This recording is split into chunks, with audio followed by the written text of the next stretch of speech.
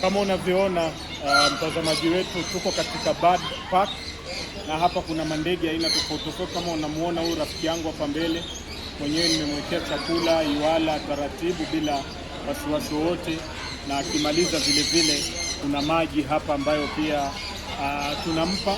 Na hizi ni katika neema za Allah subhanahu wa ta'ala, na neema za kuja katika sehemu kama hii. Mbali na kuwa tunakuja kwa ajili ya ibada, vile vile pia kuangalia mandhari, kupumbaza roho na nafsi, na ndio maana tukawapa katika bird park ili kuweza kuyashughulikia na kuyaona neema za Allah subhanahu wa ta'ala kama hizo. Kama unavyoona huyu ndege hapa, huyu kwa umbali anakaa ni kasuku hivi, lakini tutauliza wenyewe waweze kutuambia ni ndege aina gani ili tuweze kumjua kwa ufasaha zaidi. Kwa hivyo tunazidi tu kukuelezea na kukuletea